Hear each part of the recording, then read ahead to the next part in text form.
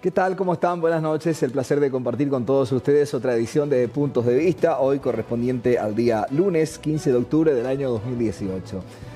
Comenzamos hablando de las próximas horas. Así es como se comportará el tiempo en las próximas horas. Vamos a cerrar la jornada con una mínima de 16 grados, la temperatura actual es de 22, la sensación térmica se ubica ahí en 22. Humedad del 70%, la visibilidad es de 20 kilómetros, la intensidad del viento 4 kilómetros, viento del sector sureste. Veamos para las próximas horas, es decir, para los próximos días, pronóstico extendido. Para los próximos días ya tenemos para compartir para el martes, miércoles y jueves. Martes 17 la mínima, 31 la máxima. Para el día miércoles sí ya hablan de probabilidades de lluvia, 23 de mínima, 32 de máxima. También el día jueves hay altas probabilidades de lluvia, se habla del 80% de probabilidad de lluvia. 24 de mínima, 31 de máxima. Es el pronóstico del tiempo para los próximos días. ¿Qué tal? ¿Cómo están? Buenas tardes, buenas noches. El placer de compartir con ustedes. Edición del día lunes 15 de octubre. Hoy vamos a abordar, y para tal efecto, hemos invitado al doctor Jorge Figueredo, él es fiscal, y al periodista Georges Almendras, periodista uruguayo. ¿Qué tal, Georges? ¿Qué tal, doctor? ¿Cómo está? Buenas noches, un gusto. Hoy vamos a abordar el caso Pablo Medina y Antonia Almada. Recordarán, se produjo hace 4 años la muerte del periodista en el departamento de Canindeyú, cuando fueron a realizar una investigación respecto a una plaga que estaba atacando precisamente un cultivo en la zona. Fueron atacados.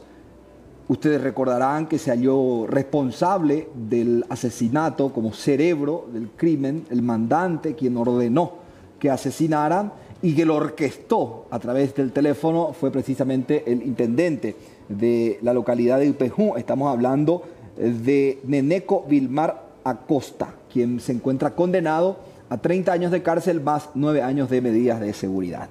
Este es uno de los casos más graves, y comenzamos con el doctor Jorge Figueredo hablando sobre este tema. 4 años, doctor, de este caso de Pablo Medina, que puso ahí sobre el tapete el asesinato por parte del propio poder político en aquel entonces, el propio intendente de esta ciudad. Sí, se reveló más o menos la relación que existe y había ya desde la década de los 70, 80 en Paraguay entre la clase política y el crimen organizado. Hay que recordar que esto no es nuevo en Paraguay. Ya se inicia en la década de los 70 con Andrés Rodríguez. Hay que recordar que hemos tenido otros mártires ya en este tiempo. Nada menos que el exministro de la Senat, Ramón Rosa Rodríguez, también había sido asesinado.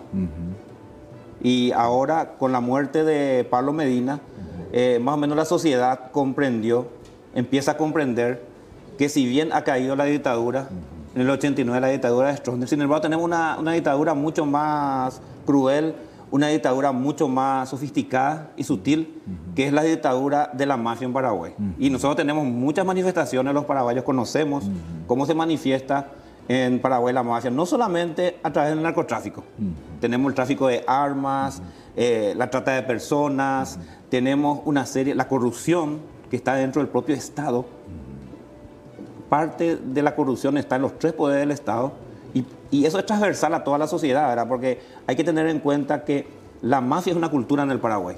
¿Y de qué se sustenta, de qué se alimenta? De la cultura, de la ilegalidad en que vivimos los paraguayos actualmente. Y en ese sentido, Georges, ¿cómo está Sudamérica? Es decir, por decirlo de alguna manera, ¿está alejado de la realidad paraguaya, o todos los países sudamericanos también están de la misma manera, en la misma forma, en el que permea la política, la mafia? Porque aquí muchas veces se sabe a voces, secreto a voces, se sabe quiénes estarían involucrados en compra y venta de droga. El sistema criminal es un flagelo mundial en este momento. América Latina no está liberada de esta situación bajo ningún concepto. Al contrario, América Latina es uno de los centros de mayor atención para los grupos mafiosos, para el crimen organizado, el sistema criminal integrado, como podemos también definir. América Latina vive situaciones de crisis económicas severas, y en paralelo el crimen organizado aprovecha quizás estas circunstancias, estos episodios, para generar, asentarse en el poder Hoy por hoy los grupos mafiosos, diríase perfectamente que operan en connubio con elementos del sistema político, elementos del Estado, corruptos obviamente, y la corrupción es uno de los temas que, si hacemos una revisión periodística como colega, encontraremos que en este momento va Argentina, Brasil, obviamente Paraguay y Uruguay inclusive, y el resto más para arriba, están viviendo una serie de circunstancias políticas azote de la corrupción, y están saliendo escándalos, están apareciendo situaciones. El crimen organizado, el narcotráfico, es uno de los flagelos que en los últimos 20 años se ha intensificado el ataque hacia la comunidad humana, hacia la sociedad, y el sistema político no está exento. El caso más flagrante, porque en este caso nos comprende que es el Paraguay, es saber que un exintendente, como el caso de Vilmar Eneco Acosta, involucrado en el sistema político, representando un partido político, habiendo desilusionado a sus electores, habiendo él vinculado con elementos del sistema político, termina a la larga, secreto a voces o no, involucrado en un homicidio impactante, doble homicidio impactante, y donde después en el proceso, en el mes de diciembre, en el juicio que se le hizo a Eneco, se vio notoriamente la implicancia que tenía el sistema político con una cantidad de bemoles. En consecuencia, él ha sido acusado y condenado. Pero la narcopolítica es un flagelo ya muy bien asentado en Paraguay, no así con el saldo de periodistas muertos. Argentina ha tenido un solo periodista asesinado también dentro de un concepto mafioso, el caso de Cabezas, que fue asesinado hace ya algunos años. Uruguay no tiene ningún episodio de muerte, aunque sí de otras situaciones, pero después, mirando para arriba, obviamente Brasil tiene situaciones graves, activistas asesinados, etcétera, etcétera. Pero es un tema preocupante. ¿Cómo se lucha con esta realidad, Jordi? El periodismo tiene mucho que ver, Diego, el periodismo que da espacios para conversar como estamos conversando, recordando a un periodista como Pablo Medina, que era redactor también de Antimafia 2000, de quien soy director de la página uruguaya. ¿Cómo se lucha? Se lucha y se combate informando a la sociedad.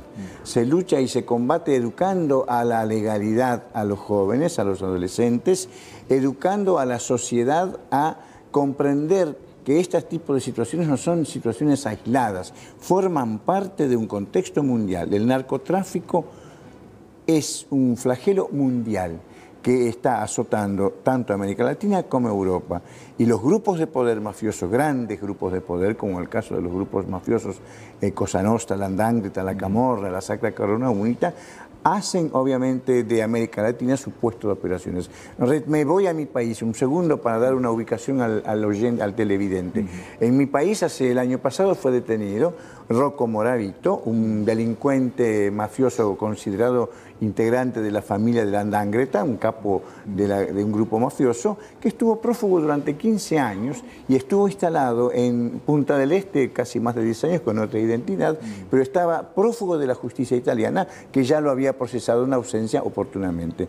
¿Qué hacía Rocco Moravito? De acuerdo a lo que se estableció, era obviamente un elemento vinculado al narcotráfico, un elemento que operaba en Argentina, aunque su base era Punta del Este, como un empresario más con su mujer y su hija, pero evidentemente esto está demostrando que los grupos de mafia, de la mafia italiana, que son la cuna madre de muchas mafias, están en estrecho vínculo con los carteles que operan en toda América Latina, y en particular utilizan Uruguay, Argentina, Brasil para la salida de grandes toneladas de cocaína hacia Europa. Entonces, todo es un tema de gran contexto. La mejor forma de combatir esto es informar, es que los medios de comunicación no se contaminen de la desinformación y de la omisión y de mirar para un costado, y de esa es uno de los elementos que podemos contrarrestar o neutralizar el avance de esta criminalidad. Claro. La consulta, doctor, tiene que ver por una situación. A ver, a Eneco Acosta, en su momento, se lo había vinculado con una parlamentaria. Esta parlamentaria ejerce un poder político y un poder fáctico. Y muchas decisiones, cuando se van a elegir autoridades como fiscales, es decir, los órganos jurisdiccionales son seleccionados por el poder político. Entonces, ¿cómo ¿cómo ejerce el trabajo, el poder, en este caso, los órganos jurisdiccionales, cómo corresponden para poder llegar a buen puerto y para poder sacar a toda esta mafia enquistada en el poder político, si son ellos los que eligen nuevamente? Es decir, yo, desde mi punto de vista, es más complejo para un fiscal o para un juez tomar cartas en el asunto cuando hablamos de un crimen o del poder político ya metido en el tráfico de drogas. Sí, es muy complejo. El fenómeno mafioso es un complejo, pues, muy complejo. Tiene varias aristas, no solamente jurídicas, porque como estábamos diciendo, es una cultura. La mafia es una cultura y se puede combatir de diversas formas. Como está diciendo Georges, a través de la información especializada en crimen organizado y mafia, una información objetiva, una información que despierte la conciencia ciudadana. Porque a medida que la ciudadanía despierte, va a exigir a los operadores de justicia mayor diligencia, mayor transparencia, mayor honestidad. Porque el mafioso no le tiene miedo a un fiscal, el mafioso no le tiene miedo a un juez, el mafioso no le tiene miedo a un policía. ¿A quién le tiene miedo? Al pueblo consciente y organizado. O sea, lo que debemos promover es la participación ciudadana, es muy importante, la conciencia ciudadana. Porque la democracia, ¿cómo se construye? Con la participación ciudadana. Sí, totalmente. Sin participación ciudadana no puede haber una cultura de legalidad. Y por eso que decimos, pueden cambiar los sistemas políticos, pueden cambiar los sistemas sociales, pero no va a haber ni un cambio si no cambia nuestra conciencia. En la mano de cada uno de nosotros está transformando nuestro país. ¿De qué sirve? Puede cambiar los diversos, puede cambiar un gobierno de derecha, puede cambiar un gobierno de izquierda. O un sistema económico puede cambiar, se puede dar varios sistemas económicos, pero si el hombre no se prepara en conocimiento, en ética, en valores, no puede haber un cambio social. Sí, totalmente de acuerdo. Después le consultamos a Georges, vamos a hacer una breve pausa, vamos a dejar ya la pregunta flotando. ¿Son conscientes realmente nuestros pueblos, nuestras sociedades en Sudamérica, sobre todo porque uno ve el lujo en el que viven los integrantes de la mafia? Y uno ve muchas veces que la reflexión del joven, del adolescente, de aquel que está creciendo en nuestra sociedad, se apega más a ese lujo antes que a esa conciencia de valor ético que deben tener para poder hacerle frente a esa situación. Vamos a hacer una pausa y a la vuelta analizamos esto con Georges y con el doctor Jorge Figueredo. Ya venimos.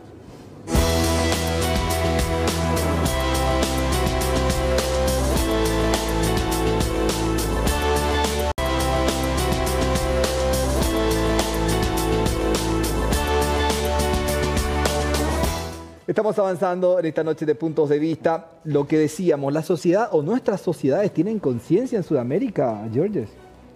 Puntos de vista, bien dice el título de este programa, y es una cuestión de puntos de vista. Vivimos en un mundo de un gran consumismo, de un gran capitalismo, una perversidad del sistema financiero.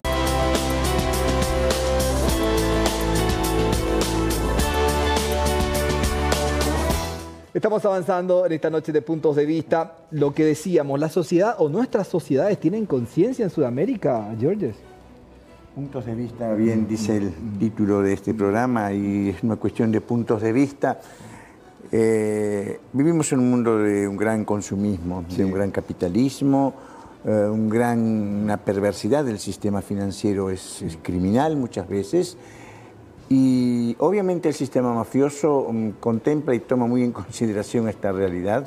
De hecho, el reclutamiento de los elementos de la mafia, sicarios en su gran mayoría, son entre sectores de la sociedad más castigada económicamente, con carencias económicas, educativas, afectivas, sociales, culturales. Entonces, obviamente el pueblo, si no está fortalecido en su conciencia, porque no hay una buena prevención, no hay una buena educación a la legalidad, no hay una batería mediática que en realidad le dé información, va a estar desprotegido. Y obviamente la conciencia va a vivir un momento de vulnerabilidad total, no va a existir. Y además de ser inconsciente de una realidad que nos está golpeando a los ojos, de alguna forma quizás vamos a terminar siendo cómplices por el silencio o por omisión de los grupos mafiosos. Es una cultura, la mafia vive una situación de cultura. Para el mafioso que mató a Pablo Medina, los sicarios que recibieron una orden del ideólogo Vilmar Neneco Acosta, no lo digo yo, ya está dicho por la justicia como instigador, fue procesado.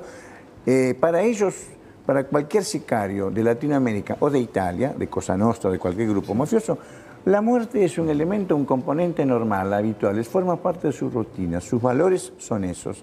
Por lo tanto, el pueblo va a tener siempre una imagen a veces equivocada a través de películas como Los Sopranos, la serie de Los Sopranos, El Padrino. O sea, la visión de la mafia no es esa. Hoy por hoy la mafia es un elemento que forma parte muchas veces del Estado, del sistema de gobierno, de sistemas de gobierno, contamina la democracia y como último extremo apela al uso del grupo, de su brazo armado. El brazo armado significa que es una persona o es asesinada, como el caso de Pablo Medina y Antonio Almada, como el caso de los 20 periodistas asesinados en Paraguay, o como el caso Cabezas, que fue asesinado así descarada, brutalmente, por el solo hecho de haber desmantelado la fotografía de Jabrán, hacer público. Entonces, el periodista se transforma en un elemento de riesgo para los grupos mafiosos. Y justamente el periodismo es el que tiene que fortalecerse más, porque es el que va a desaznar al pueblo.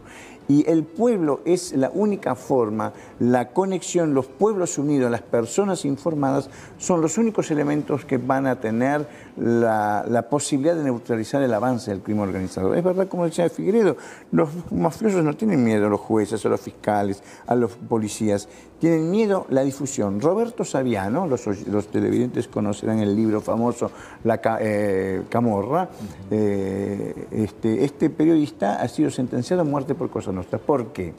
Porque en su libro, que es un bestseller, que se ha traducido a todos los idiomas, los mafiosos encontraron algo para ellos peligrosísimo, más que fiscales y jueces y policías, que nombres propios de razones sociales, apellidos de empresarios, direcciones, empresas con todas las señas posibles, se conocieron extra país, extra Italia. Entonces, para ellos, eso significa que si lo leen 2 millones de lectores, significa que 4 millones de habitantes van a saber el nombre de que el señor Diego Agüero es dueño de la empresa X y esa empresa integra grupos mafiosos. Entonces, obviamente, hay que eliminar. Es más temido. De hecho, Roberto Saviano vive blindado, vive sentenciado a muerte y no tiene la vida de nosotros, a pesar de que nosotros hablamos como él. Pero cuando esto se entre a multiplicar, veremos qué pasa. Doctor, a ver, tenemos una actividad interesante mañana. Congreso... Sí, es un panel de debate. Un panel de debate. Por los 4 años del asesinato del periodista Pablo Medina, lo estamos recordando a él y a su asistente Antonio Almada. Estamos organizando un panel de debate. ¿Quiénes van a estar? Se va a realizar primero de 9 a 17 horas en la sala bicameral del Congreso Nacional.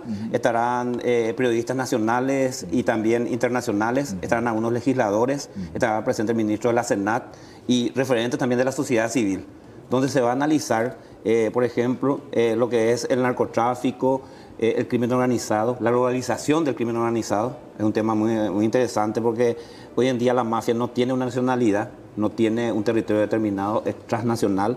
También se estará analizando la importancia de la movilización ciudadana como una forma de lucha contra la corrupción y la mafia. Uno de los elementos centrales. Y también se estará analizando qué se puede hacer a nivel legislativo en el sentido de dotar a nuestro nuevo Código Procesal Penal de herramientas jurídicas modernas para luchar contra el crimen organizado, porque actualmente no contamos con esas herramientas jurídicas modernas en el Código Procesal Penal específicamente. Si bien existe algunas herramientas jurídicas en la ley antidrogas, pero necesitamos en el Código Procesal Penal general herramientas jurídicas para combatir a la mafia.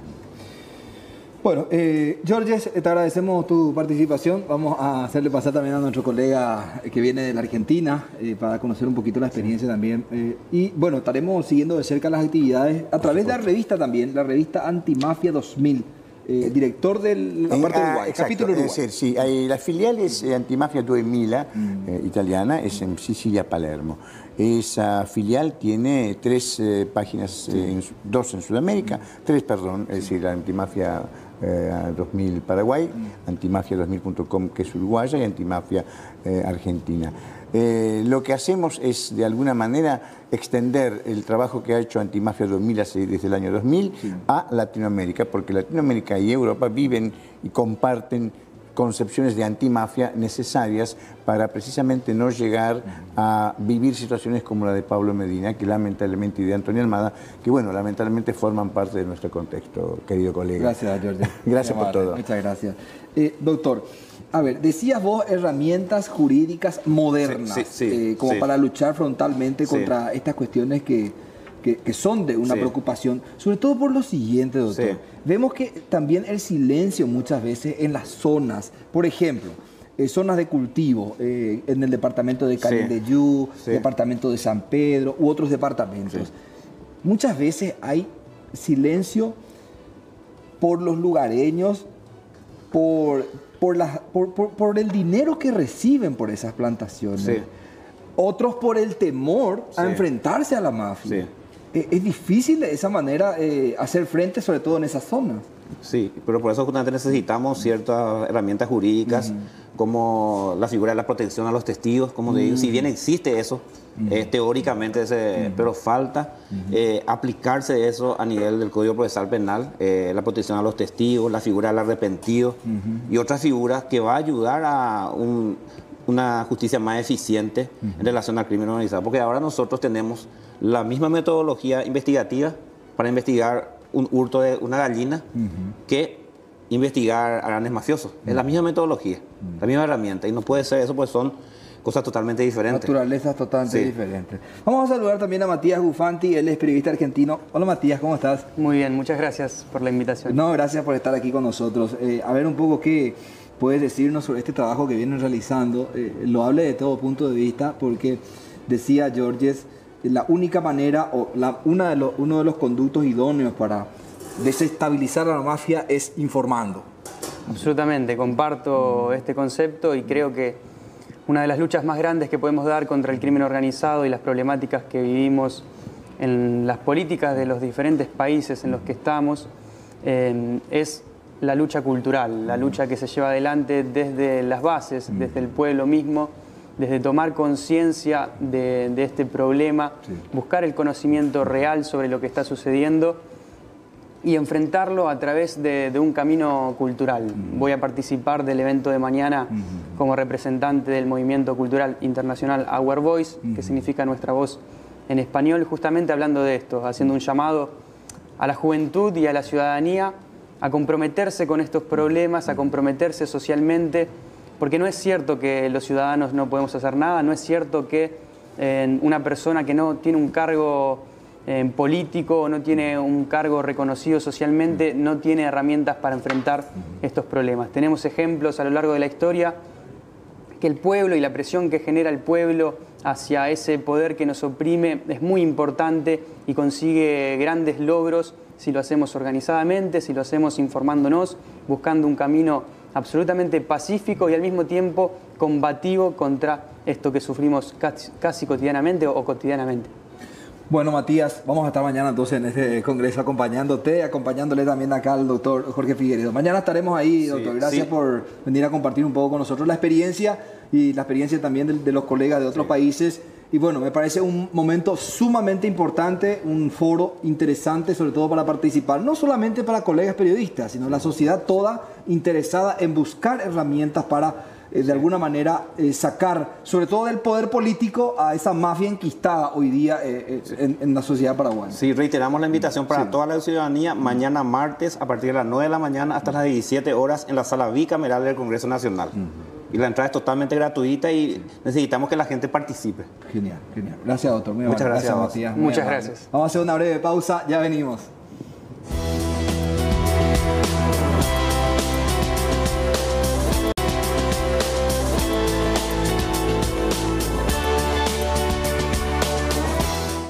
Con 38 minutos en territorio nacional, 22 grados la temperatura actual. Seguimos avanzando en puntos de vista. Ya recibimos a la doctora Carmen Alonso, la directora general de DIVEN. Vamos a hablar de DIVEN y vamos a hablar de su importancia también como institución. ¿Qué tal, doctora? ¿Cómo estás? Muy Buenas bien, noches. Muchísimas gracias, Diego, por la invitación. Qué gusto, un placer estar qué acá gusto, contigo realmente. y con la audiencia. Gracias. Después de verte mucho en la manifestación de hoy ya. Sí, justamente ahora encontré una manifestación y me decían, Carmen, venía acá, Sí. me decían, ¿verdad? Sí, la verdad que yo soy de alma gremialista, Sí, ¿verdad? sí, yo sé. Politóloga sí también, ¿verdad? Y incursioné en política, ahora me candidaté para senadora por la lista de Marito del presidente de la República. Estuve en el número 10, estuvimos cerca. Cerquita, Cerca, ¿verdad? sí, si Dios permite la próxima. ya La va a ser. próxima ya Sí, va a sí, ser, sí. si Dios permite. Pero trabajando con mucho gusto, muy contenta con el trabajo asignado y le estamos poniendo todo el empeño para que sirvamos de la mejor manera a nuestra gente. Sí, sobre todo, doctora, porque es una institución que tiene la posibilidad de ayudar, sobre todo a los más humildes. ¿Qué tal está? ¿Cómo le encontraste a la institución ahora que asumiste el cargo? Bueno, nosotros asumimos después del 15 de agosto y la institución se está enmarcando prácticamente en lo que es la asistencia en lo referente al área de la salud. Estamos proveyendo medicamentos oncológicos, medicamentos traumatológicos, medicamentos cardiológicos, todo lo que representa de alto costo para el paciente, ¿verdad? Y que el Ministerio de Salud o el IPS no tiene posibilidad de proveer, no está proveyendo. Entonces la DIVEN está dando esa respuesta, ¿verdad? Pero la Carta Orgánica de la DIVEN nos obliga a que tenemos que ser parte de actividades comunitarias, sobre todo en áreas vulnerables, ¿verdad? Y eso no se está realizando en este momento, no se estaba realizando cuando nosotros asumimos. Incluso encontramos recomendaciones por parte de la Contraloría donde decía que no estábamos cumpliendo nuestra finalidad como institución por no estar embarcados en actividades comunitarias. Me dijeron que anteriormente la DIVEN estaba proveyendo alimentos en comedores, más de 60 comedores que estaban a cargo de la DIVEN. También estaban trabajando en la parte de promoción y prevención de vidas saludables, estaban abriendo espacios comunitarios a través de construcción de tinglados donde los jóvenes se reunían, practicaban deporte y todo lo que tiene que ver con la vida sana. Y todo eso fueron derivando en el gobierno anterior a la SAS, Secretaría de Acción Social, que hoy en día es Ministerio de Desarrollo. Entonces como que la DIVEN se demarcó un poco del trabajo comunitario, ¿verdad? Y bueno, ahora estamos tratando de retomar eso. Reencauzar todo eso. Reencauzar eso. Estábamos trabajando en varios proyectos que a nosotros nos interesan, por ejemplo, el tema del trabajo con niñas madres, ¿verdad?, de embarazos precoces, trabajar la prevención de embarazos no deseados, sobre todo en niñas, ¿verdad? Trabajar el tema de adicciones, también es un tema que a nosotros nos preocupa muchísimo porque son, digamos, puntos así muy sensible a nuestra población y que está creciendo.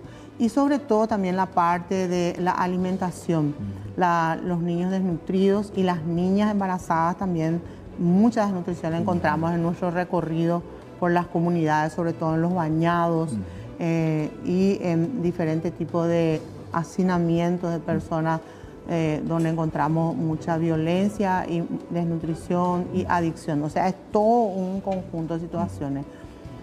No tenemos presupuesto asignado para esa área. Para el año que viene sí estamos planificando un monto de 1.500 millones de guaraníes, sobre todo para la parte de alimentos. Y la semana pasada firmamos un convenio con el ministro de Salud, donde estamos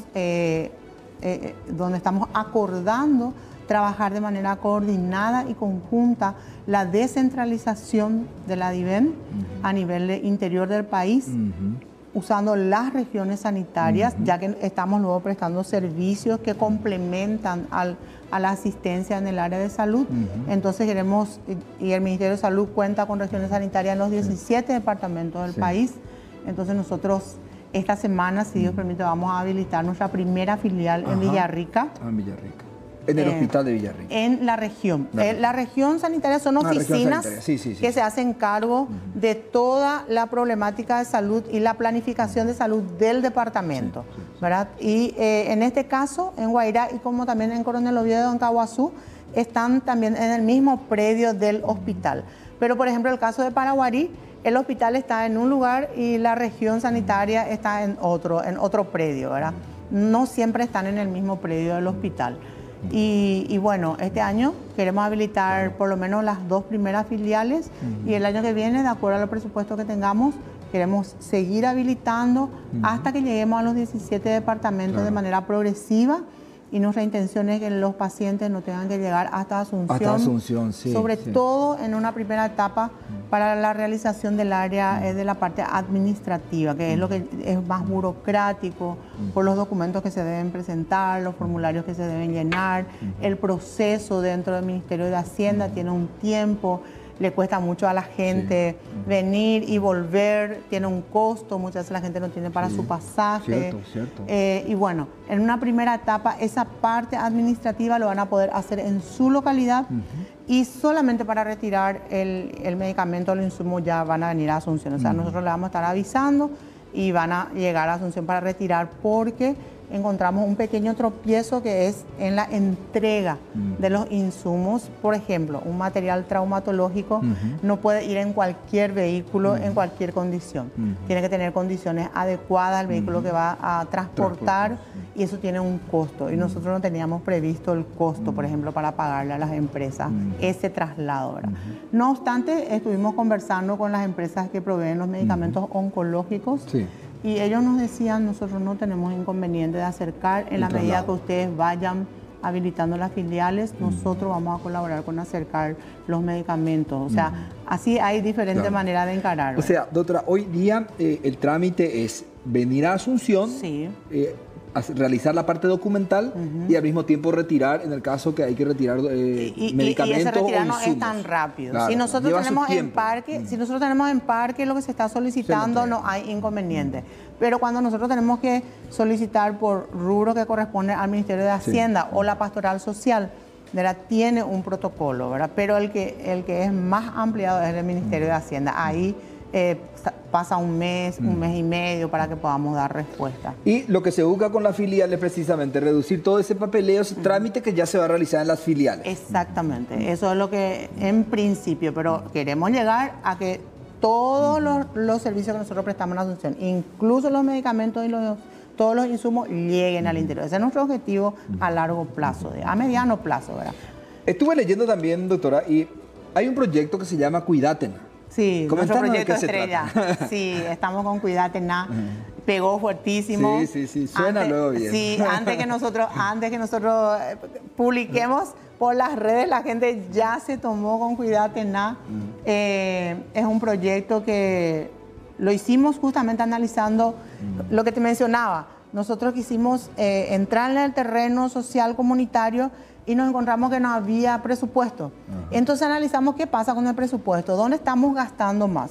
Y encontramos que la primera causa de la cantidad de presupuesto que estamos invirtiendo era en la compra de todos los materiales traumatológicos.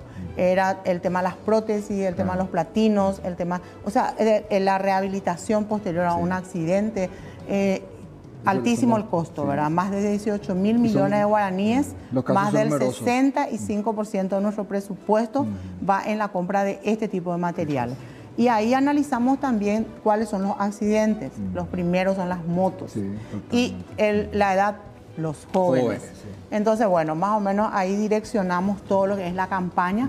Va dirigida a todos, por supuesto. Es una campaña de concienciación donde los padres, los abuelos, los tíos, los novios, las novias, todos tienen que ser conscientes de poder dar ese abrazo cálido, ese mimo, de cuídate na mi amor, ¿verdad? Cuídate na shemembu, cuídate na querido. O sea, todos podemos entrar a hacer eso. Como yo digo, nosotros como institución podemos impulsarlo, pero quien llega al corazón es el que llega a la conciencia. Y la persona que amamos es el que nos llega al corazón, ¿verdad? Doctora, tenemos nosotros un material institucional y queremos compartir con la gente sobre este tema. Adelante. Así es.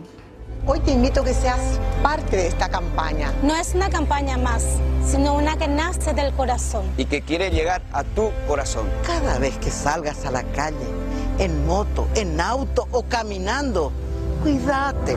Sé prudente, usad y ajustad tu casco. Usá cinturón, atender al cruzar la calle y soltar el celular un ratito. Acordate que en casa hay un hijo, una hija, un padre, una madre, un esposo, una esposa que espera ansioso a que regreses.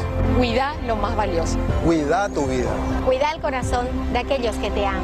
Cuídatena. Cuídatena. Cuídatena. Cuídatena. Cuídatena. Cuídatena. Cuídatena. Cuídatena. Cuídatena. Cuídatena. Cuídatena. Cuídatena. Cuídatena. Cuídatena. Sí.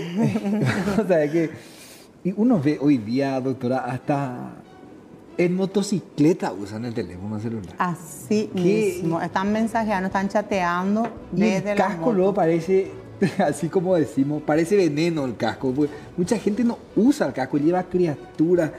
Y es tan simple, es decir, yo ya me acostumbré por ejemplo, a utilizar el cinturón de seguridad. Cuesta un poco, porque siempre decimos acá cerca nomás. Exactamente. Pero hay que ponerse, hay que utilizar. Son herramientas que nos brindan la posibilidad de que si surge algún percance, uno pueda salvar la vida. Claro, uno pueda salvar la vida y no solamente, o sea, lo más grave es perder la vida, ¿verdad? Pero también tenemos un altísimo, elevado número de personas que están sin brazos, sin piernas, están en cama porque golpearon la columna. Yo siempre digo, nosotros no estamos en guerra, pero tenemos un montón de jóvenes lisiados.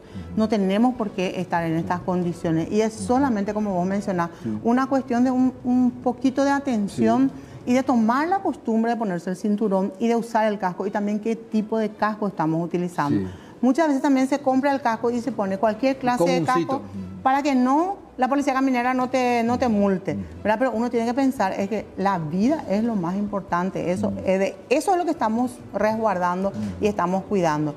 Y los niños, cuando los niños van en moto, lo primero que golpea es la cabeza. Y cuando la cabecita se golpea, generalmente el traumatismo de cráneo es tan fuerte que pierde la vida o se queda hemipléjico, parapléjico, se queda en cama. Para siempre le estamos obstruyendo la vida a nuestro ser querido. Doctora, el tema del presupuesto, me imagino que un gran porcentaje de tu presupuesto es llevado por personas con accidentes en motocicleta, porque Así decía mismo. que en primer lugar se ubican los accidentados en motocicleta. Más del 65% de nuestro presupuesto. Y los tratamientos son millonarios. 100 millones de guaraníes como mínimo lleva una persona. Él le cuesta al Estado paraguayo 100 millones de guaraníes. ¿Al mes cuántos casos? Al mes, no, así no tengo por mes, pero te voy a decir en el año a emergencias médicas le cuesta 100 millones de dólares anuales los accidentes a emergencias médicas. Ahí no estamos contabilizando lo que es IPS, no estamos contabilizando los hospitales privados y a nosotros anuales nos cuesta más de 18 mil millones de guaraníes. A nosotros, porque nosotros ya entramos posterior, ¿verdad? Pero emergencias médicas es el que recepciona el primer impacto, en realidad, tiene emergencias médicas sobre sí. No, y sobre todo, vemos muchas veces jóvenes que están en edad de trabajar, de producir, de estudiar, no lo pueden hacer. Se trunca la vida. En estado vegetativo. Se trunca la vida, se trunca, porque por más de que uno entra en un proceso doloroso de rehabilitación que no es nada fácil, hay que hablar un poco también con el presidente de Senadi, el licenciado César Martínez, ¿verdad? Que les va a comentar también la historia de lo que implica la rehabilitación de un paciente. Y no es solamente la persona, es todo su entorno, es toda su familia, su señora, sus hijos, todos están involucrados. Sí, y otra cuestión, doctora, que hay que observar también de cerca. Por ejemplo, muchas veces hay desconocimiento, en el interior sobre todo. ¿Qué pasa con la persona que tiene desconocimiento de cómo se hace el proceso para llegar a Diven para recibir una ayuda? Vamos a ubicarnos en un hogar muy humilde, con mucho desconocimiento y que va al hospital. Recibe un primer rechazo y ya va nuevamente a su casa desesperada por no saber qué hacer. Bueno, generalmente los trabajadores sociales de las instituciones sanitarias contactan con nosotros. Los trabajadores sociales manejan el tema y generalmente se les orienta a los pacientes, ¿verdad?